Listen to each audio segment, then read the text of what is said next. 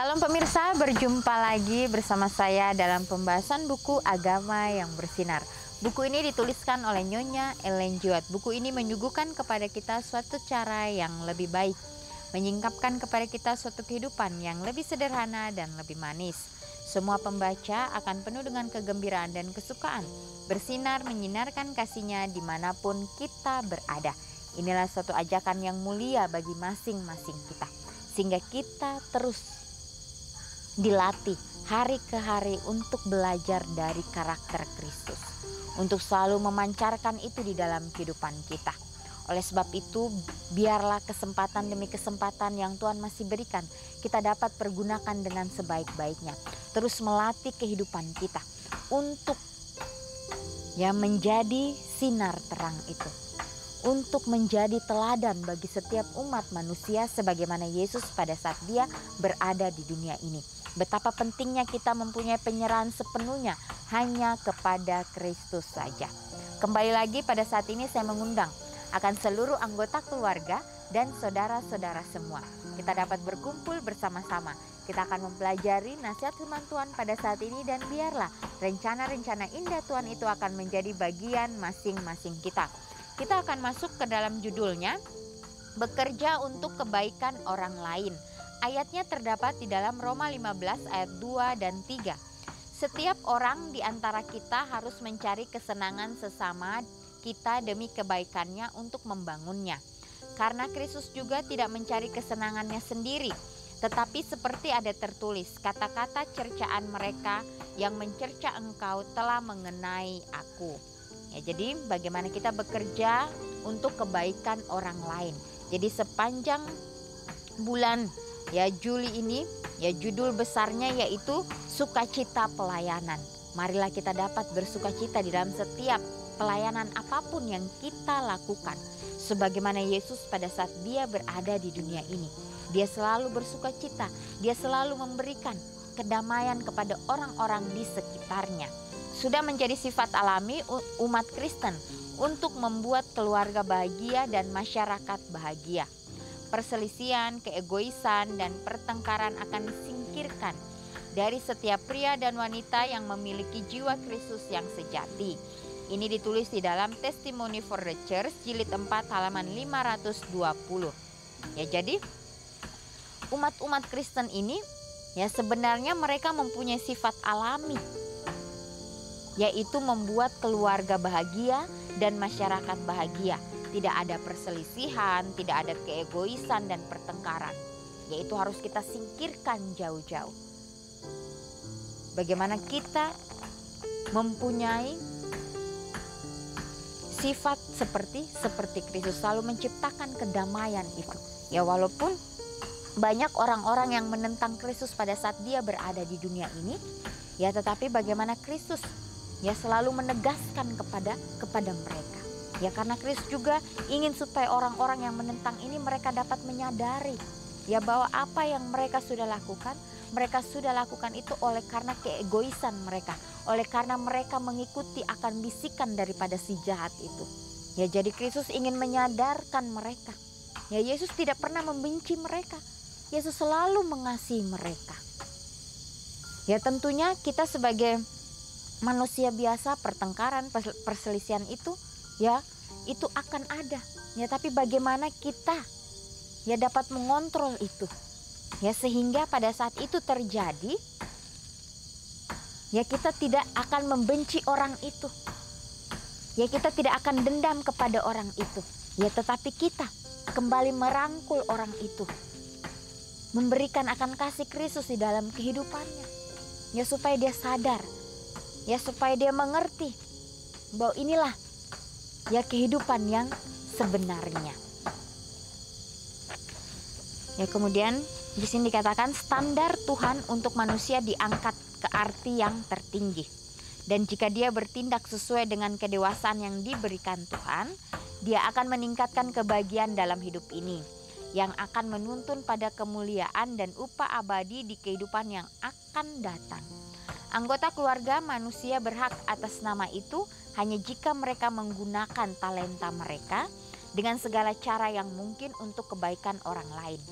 Kehidupan Kristus ada di hadapan kita sebagai sebuah pola dan teladan. Testimony for the Church jilid 4 halaman 520.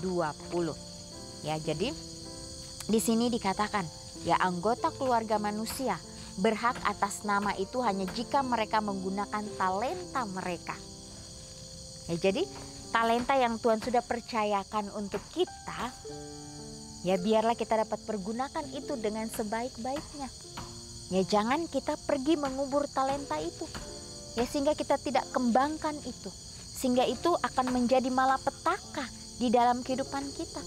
Biarlah talenta yang Tuhan sudah titipkan kepada kita, Tuhan sudah percayakan kepada kita, kita kembangkan itu. Ya bukan hanya untuk diri kita sendiri, ya tetapi untuk orang lain. Ya sehingga di situ Tuhan akan melihat dan Dia akan memberikan talenta-talenta yang berikutnya lagi. Ya, dari hal-hal yang terkecil Tuhan percayakan itu di dalam kehidupan kita, biarlah kita dapat pertanggungjawabkan dengan sebaik mungkin. Sehingga pada saat Dia memberikan kita yang lebih besar lagi, disitulah kita akan mengerti bahwa inilah Tuhan, bagaimana Engkau selalu memberikan hal-hal ini tepat pada waktunya, sehingga kita dapat mempertanggungjawabkan itu di hadapan Tuhan kita. Jadi suatu pelajaran yang sangat indah bagi kita saat ini, ya. Di sini juga ya dikatakan anggota keluarga manusia berhak atas nama itu hanya jika mereka menggunakan talenta mereka dengan segala cara yang mungkin untuk kebaikan orang lain. Ya, jadi segala sesuatu yang kita lakukan, bagaimana kita harus mementingkan kepentingan orang lain terlebih dahulu. Ya, jadi Tuhan mengajarkan kita ya suatu cara yang begitu indah pada saat ini. Ya tentunya kita juga ya jangan hanya kita kebaikan yang kita berikan itu dapat orang lain salah gunakan. Ya, tetapi kita harus meminta hikmat dari Tuhan. Hikmat kebijaksanaan dari Tuhan itu sehingga orang lain tidak salah gunakan kebaikan yang kita berikan kepada mereka.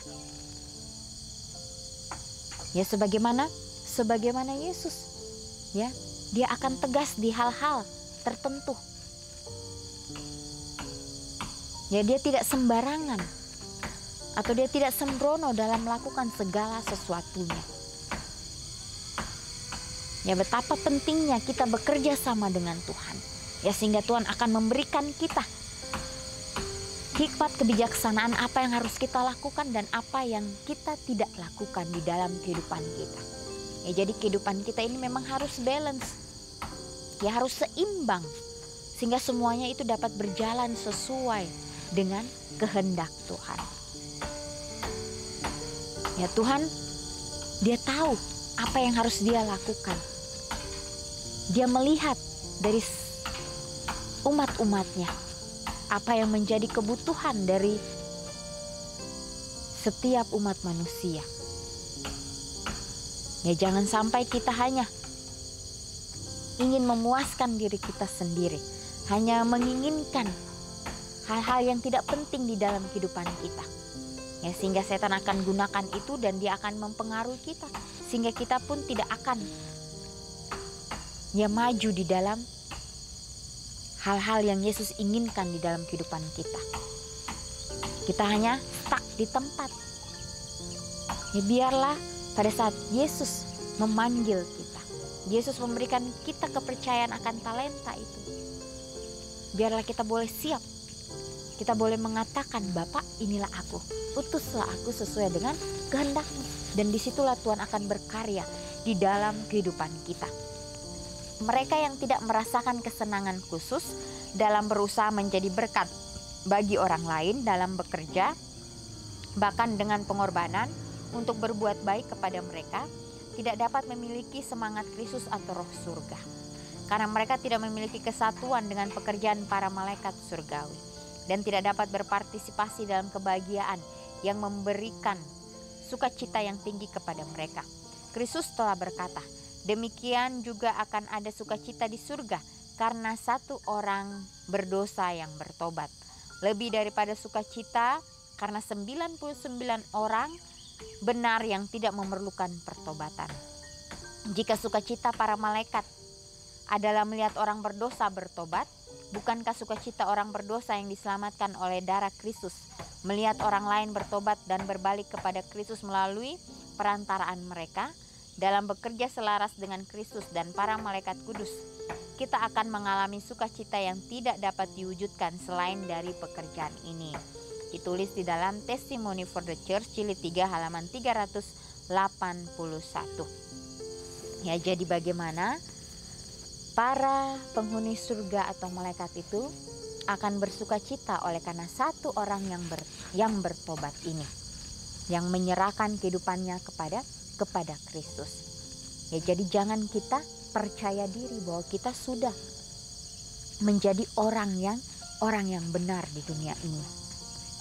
Ya, karena bila kita percaya diri, ya, disitulah setan akan masuk dan dia akan membuat kita bimbang, akan membuat kita bingung.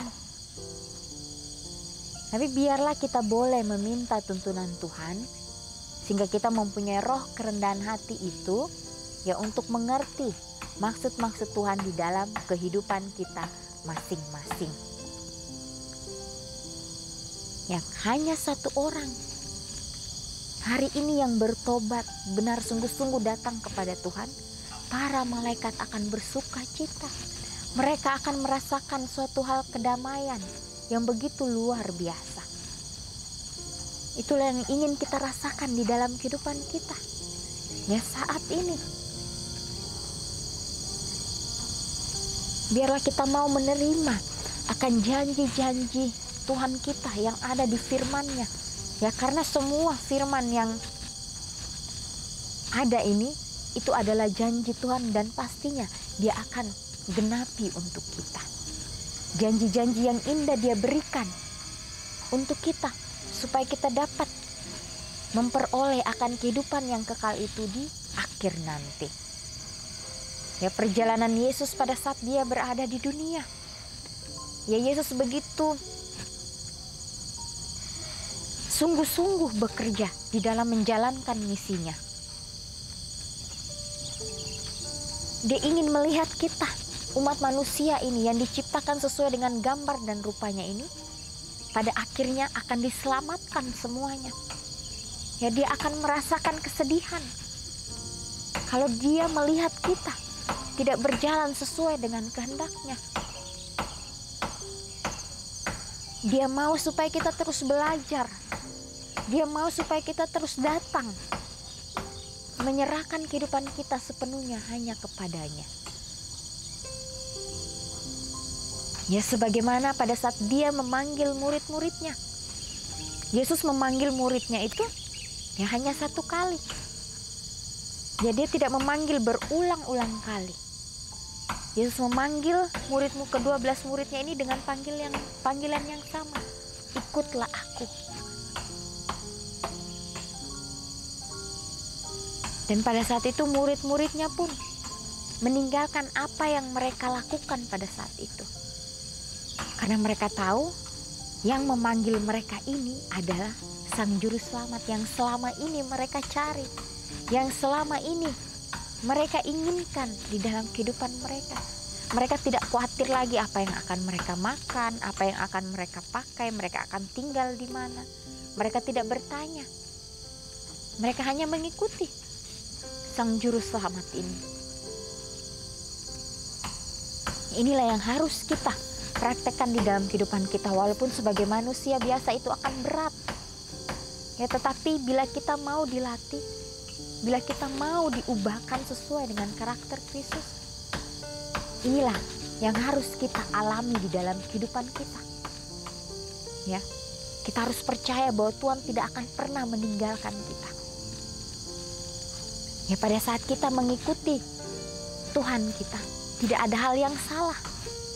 Ini adalah hal yang terbaik sehingga dapat melatih kehidupan kita. Ya, kita harus bersuka cita di dalam setiap apapun yang kita lakukan. Itu adalah hal yang penting.